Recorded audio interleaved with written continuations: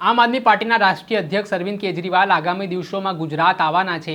સાબરકાંઠામાં જે સાબર ડેરીનો વિવાદ હતો, જેમાં પશુપાલક અશોક ચૌધરીના સમર્થનમાં તેઓ સભા ગજવવાના છે। સાથે જ ધારાસભ્ય ડેડિયાપાડાના છે ચૈતર વસાવા, જે વડોદરા મધ્યસ્થ જેલમાં બંધ છે, તેમના સમર્થનમાં પણ તેઓ ડેડિયાપાડા ખાતે સભા ગજવવાના છે। ત્યારે મામલે શું કહી રહ્યા છે આમ આદમી પાર્ટીના પ્રદેશ પ્રમુખ ઈશુદાન ગઢવી, વિગતે વાત કરીએ। નમસ્કાર દર્શક મિત્રો, સ્કાયનેટ મીડિયામાં આપનું સ્વાગત છે। હું છું ફૈઝાન। આમ આદમી પાર્ટીના રાષ્ટ્રીય અધ્યક્ષ અરવિંદ કેજરીવાલ બે મુદ્દાઓને લઈને ગુજરાતની મુલાકાતે જોવા મળશે। સાબર ડેરીમાં ઘર્ષણનો જે મામલો સામે આવ્યો, પશુપાલકોએ જે વિરોધ નોંધાવ્યો હતો અને જેમાં અશોકભાઈ ચૌધરી નામના પશુપાલકનું જે મૃત્યુ નિપજ્યું હતું, તે મામલાને લઈને આગામી દિવસોમાં સાબરકાંઠા ખાતે અરવલ્લીમાં એક જનસભાને સંબોધવા માટે આમ આદમી પાર્ટીના રાષ્ટ્રીય અધ્યક્ષ અરવિંદ કેજરીવાલ અરવલ્લી આવી રહ્યા છે। અને બીજો મહત્વનો જે મુદ્દો બન્યો છે, ધારાસભ્ય ચૈતર વસાવાની ધરપકડ જે કરવામાં આવી છે, હાલ તે વડોદરા જેલમાં બંધ છે। તેમને બંને કોર્ટે જામીન જે ફગાવ્યા હતા, અને તેને લઈને હવે આદિવાસી સંમેલન કરવા જઈ રહ્યા છે આ મામલે કેજરીવાલ। તેને લઈને શું કહી રહ્યા છે આમ આદમી પાર્ટીના પ્રદેશ પ્રમુખ ઈશુદાન ગઢવી, કઈ રીતની તૈયારીઓ રહેવાની છે તે સાંભળી લો। આમ આદમી પાર્ટીની પત્રકાર પરિષદમાં આપ સૌનું હાર્દિક સ્વાગત છે। મિત્રો, જે રીતે ભાજપના ભ્રષ્ટાચારની ચરમસીમા પહોંચી છે અને હવે એ ખેડૂતોનો અને પશુપાલકોનો ભોગ પણ લેવાનું એમણે ચાલુ કર્યું છે। દુઃખ સાથે કહેવું પડે કે ગુજરાતમાં, ખાસ કરીને ઉત્તર ગુજરાતમાં,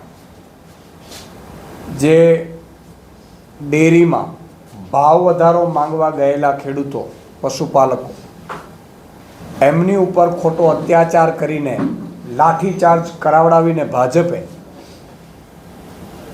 ટીયર ગેસના છોડાવડાવીને, અને એ પણ એક્સપાયરી ડેટના ટીયર ગેસ, જેનાથી એક પશુપાલકનો, સામાન્ય ગરીબ પરિવારમાંથી આવતા એક પશુપાલકનું મોત નીપજ્યું। ભાજપના રાજમાં અત્યારે ખેડૂતોને, પશુપાલકોએ ન્યાય માંગવા માટે પણ મરવું પડે છે, પોતાના જીવનું બલિદાન આપવું પડે છે। આ ખૂબ જ દુઃખદ ઘટના ઘટી છે, જેને લઈને અમે માંગ કરી રહ્યા છીએ કે આમ આદમી પાર્ટી, હું એમના પરિવારને ત્યાં પણ ગયો હતો, સામાન્ય પરિવાર છે, ઈંટોથી બનાવેલા મકાનમાં છત નથી અશોકભાઈ ચૌધરીના એ મકાનો, એટલી હાલત ખરાબ છે। ભાજપ જ્યારથી મેન્ડેટ પદ્ધતિ લાવ્યું છે સહકારી ક્ષેત્રમાં, ત્યારથી આ કાંડ શરૂ થઈ ચૂક્યા છે। સહકારી ક્ષેત્રમાં ક્યારેય પક્ષાપક્ષી હતું નહીં, પણ માનનીય CR પાટીલજીએ જ્યારથી મેન્ડેટ પદ્ધતિ લાવી અને ભાજપનો આખો તખ્તો ગોઠવ્યો, અને પછી ડેરીઓનો જે નફો હોય, જે પશુપાલકોને આપવાનું હોય, એ નફો આ લોકો ભાજપની સભાઓમાં વાપરી નાખે છે, જેના કારણે ભાવ વધારો આપી નથી શકતા, જેના કારણે ભાવ ફેર આપી શકતા નથી। આજે લાખો પશુપાલકો છે, એ રાત દિવસ મહેનત કરીને પોતે દૂધ ભરે છે, અને ફાયદો ભાજપના મળતિયાઓ, સહકારી ક્ષેત્રમાં બેઠેલાઓ, ભ્રષ્ટાચારીઓ લઈ રહ્યા છે।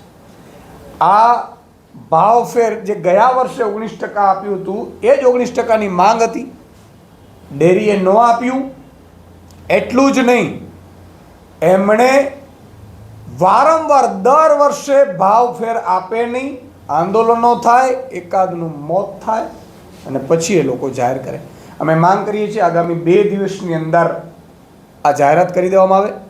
મેં જ્યારે માનનીય અરવિંદ કેજરીવાલજી સાથે વાત કરી કે ખેડૂતો અને પશુપાલકોની હાલત ભાજપે દયનીય બનાવી દીધી છે, એટલે માનનીય અરવિંદ કેજરીવાલજીએ ગુજરાતના ખેડૂતો, પશુપાલકો, દૂધની મંડળીઓ અને દૂધમાં જે ચાલતા પશુપાલકોને, જે ખેડૂતોની લૂંટ ચાલી રહી છે, એનો અવાજ બનાવવા માટે માનનીય અરવિંદ કેજરીવાલજી આગામી 23 તારીખે અમે મોડાસામાં પશુપાલકો અને ખેડૂતોના એક મહાપંચાયતનું આયોજન કરી રહ્યા છે, જેમાં માનનીય અરવિંદ કેજરીવાલજી આવી રહ્યા છે।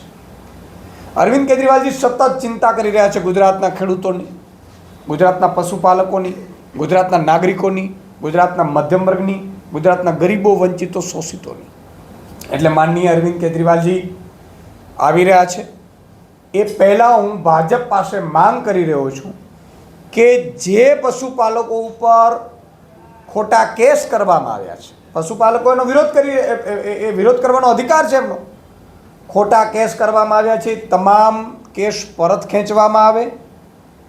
પશુપાલક જે પણ અશોકભાઈના મૃત્યુ થયા છે એમની નિવૃત્ત ન્યાયાધીશની અધ્યક્ષતામાં એક કમિટી રચીને એની પૂરી તપાસ કરીને જે પણ જવાબદાર અધિકારીઓ અને એમને આદેશ કરનાર ભાજપના આકાઓ સામે હત્યાનો ગુનો નોંધવામાં આવે.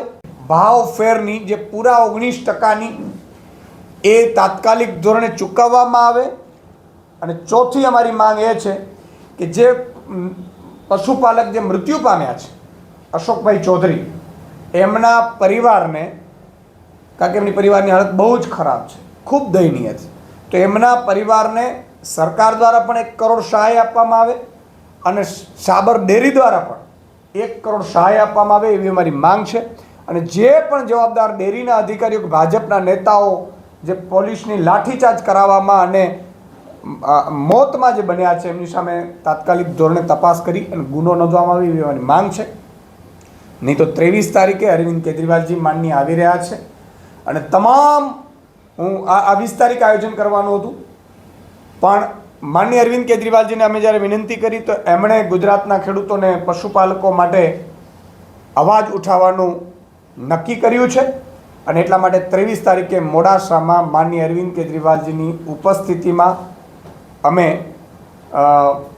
પશુપાલક અને ખેડૂતોની મહાપંચાયતનું આયોજન કરી રહ્યા છીએ. હું તમામ ઉત્તર ગુજરાત અને સમગ્ર ગુજરાતના ખેડૂતો અને પશુપાલકોને વિનંતી કરું છું કે મોડાસામાં એ સભામાં આપ ઉપસ્થિત રહો.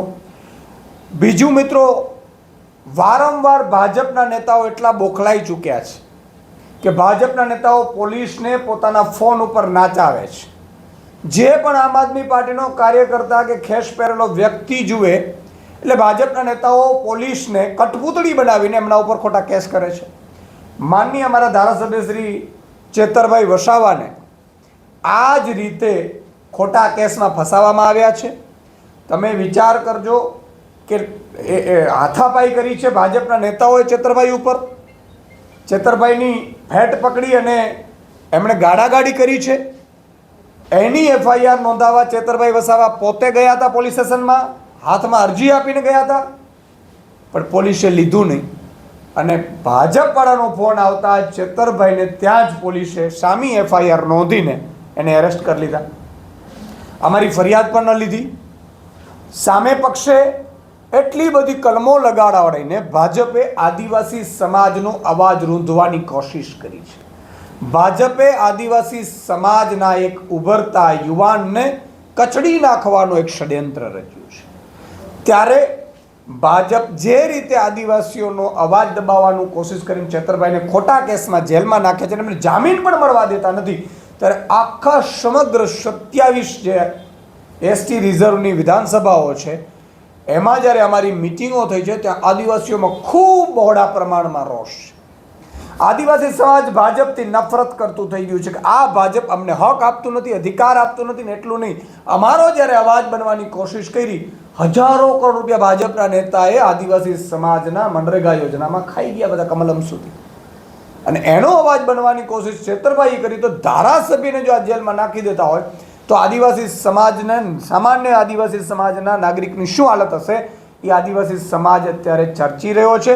અને એના માનમાં પણ અમે માનનીય અરવિંદ કેજરીવાલજીને જ્યારે વિનંતી કરી તો 24 તારીખે માનનીય અરવિંદ કેજરીવાલજી આદિવાસી સમાજના સમર્થનમાં, માનનીય ચેતરભાઈ વસાવાના સમર્થનમાં ડેડિયાપાડામાં પણ અમે સભાનું આયોજન કરી રહ્યા છીએ, ન્યાય સભાનું આયોજન કરી રહ્યા છીએ, જેમાં તમામ આદિવાસી સમાજના એક નાગરિક એક ગામે એ પહેલાં અમે પ્લાનિંગ કરીશું કે એક દિવસનો કાર્યક્રમ કરવામાં આવશે, જેમાં ગામ દીઠ ઉપવાસનો કાર્યક્રમ ચેતરભાઈના સમર્થનમાં અને આદિવાસી સમાજમાં ઝઘડવાનો અને ભાજપે જે ષડયંત્ર કર્યું છે એનાથી આદિવાસી સમાજને વાકેફ કરવાના અમે કાર્યક્રમો કરવાના છીએ. અને 24 તારીખે માનનીય અરવિંદ કેજરીવાલજીની ઉપસ્થિતિમાં ચેતરભાઈ વસાવાના આદિવાસી સમાજના સમર્થનમાં ડેડિયાપાડામાં પણ એક સભાનું આયોજન કરવામાં આવશે.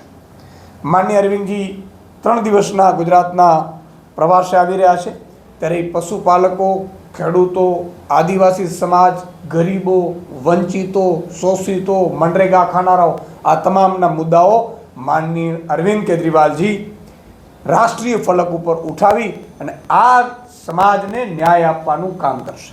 જામીન નામંજૂર થયા છે ધારાસભ્ય ચૈતર વસાવાના, તો સરકારી પક્ષે દલીલ એવી હતી કે અગાઉ તેમને જે જામીન આપવામાં આવ્યા હતા તેવી શરત હતી કે ફરી એ પ્રકારના હુમલાનો પ્રયાસ તેઓ નહીં કરે, અને એ જ પ્રકારની પરિસ્થિતિ જોવા મળી એટલે કોર્ટે જામીન નામંજૂર કર્યા છે. અને બીજો પ્રશ્ન એક દલીલ એવી પણ આવી કે સોશિયલ મીડિયા પર ચૈતર વસાવાના સમર્થકો ઉશ્કેરણીજનક ભાષણો કરી રહ્યા છે, નિવેદનો આપી રહ્યા છે, એટલે એક કારણ સરકારી વકીલે પણ આપી રહ્યા છે જામીન નામંજૂર કરવાનું. હું એ જ કહું છું, આ સમગ્ર કાંડ છે એ ભાજપ કરી રહ્યું છે. સમગ્ર આદિવાસી સમાજને હું કહી રહ્યો છું, સોશિયલ મીડિયા દ્વારા જોડાયેલા આદિવાસી સમાજના યુવાનોને કહી રહ્યો છું કે ભાજપ આદિવાસી સમાજની વિરોધનું ષડયંત્ર કરી રહી છે. હજારો કરોડનો ભ્રષ્ટાચાર કરીને ભાજપના નેતાઓ કમલમ સુધી પહોંચાડે છે. મનરેગા યોજના આખી આદિવાસી સમાજના ગરીબ લોકોને આપવાની હતી, એના રૂપિયા ચાઉ કરીને કમલમને ભાજપના નેતાઓ ખાઈ ગયા. અને એનો અવાજ જ્યારે ચેતરભાઈ વસાવા બન્યા છે એટલે બીજા કેશોની વાત નથી, આ વાત એ છે કે ચેતરભાઈ વસાવા એક પછી એક ભાજપના નેતાઓ જે આદિવાસી સમાજના હકના નાણાં મનરેગાના હતા એ ખાઈ ગયા છે, નલ સે જલમાં ખાઈ ગયા છે, એ કૌભાંડો બહાર પાડી રહ્યા હતા. એટલે ભાજપે આખી મોટી, મને લાગે છે કે ષડયંત્ર રહી ગયું મીટિંગ રચીને કે આ ચેતર વસાવા જો ખુલ્લો રહ્યો અને બહાર રહ્યા તો એક પછી એક ભાજપના નેતાઓના કૌભાંડો ખુલતા જશે, આપણે બદનામ થશું અને આપણે જે લૂંટ ચલાવી છે એ રૂપિયા નાણાં પાછા આપવા પડશે. એટલા માટે થઈ અને ચેતરભાઈ વસાવાને, આદિવાસી સમાજના હીરોને, આદિવાસી સમાજના આવાજને રૂંધવાનું કામ ભાજપે કર્યું છે. મારી સમગ્ર ચેતર વસાવાના સમર્થકો હોય, કોંગ્રેસના ભાજપના આદિવાસી સમાજના સમર્થકો હોય, એમને સૌને મારી વિનંતી છે કે આ સમય તમારે આદિવાસી સમાજે એક થવાનો સમય છે. જો અંગ્રેજો પણ આદિવાસીને ઝુકાવી નહોતા શક્યા તો આ ભાજપની શું ઓકાત છે, ભાજપના નેતાઓની શું ઓકાત છે. 2 ટાઈમે પોલીસ કદાચ કેસ કરાવડાવશે, ચેતરભાઈ વસાવા ના ડર્યા છે ને ઝૂકશે. આ પહેલાં પણ એમણે ખોટા કેસમાં નાખ્યા હતા. ખોટા કેસમાં નાખ્યા પછી આખો આદિવાસી સમાજ છે ચેતરભાઈ સાથે ઊભો થઈ ગયો હતો. આ વખતે પણ હું ભાજપના આદિવાસી સમાજના નેતાઓ, કોંગ્રેસના આદિવાસી સમાજના નેતાઓને પણ કહું છું કે પાર્ટી છોડી અને એક થાવ અને ભાજપે જે ષડયંત્ર રચ્યું છે એ આદિવાસી સમાજની વચ્ચે જાઓ. હું માનનીય કોંગ્રેસના ધારાસભ્ય જે આદિવાસી સમાજમાંથી આવે છે અનંતભાઈ, એમનો પણ આભાર માનું છું કે એમણે ખુલ્લા સપોર્ટમાં આવ્યા છે. એવી જ રીતે હું માનનીય ભાજપના ધારાસભ્યો જે છે આદિવાસી સમાજના, સાંસદો આદિવાસી સમાજના છે, એમણે પણ વિનંતી કરું છું કે આ આદિવાસી સમાજનો પ્રશ્ન છે, આદિવાસી સમાજનો પ્રશ્ન છે, આદિવાસી સમાજના આવાજનો પ્રશ્ન છે. ચેતરભાઈ વસાવા માટે તમે પણ બોલો, નહીં તો આગામી સમયમાં આદિવાસી સમાજ તમને પણ તાલુકા, જિલ્લા પંચાયતના ચૂંટણીના પ્રચારમાં તમને પણ ઘૂસવા નહીં દે.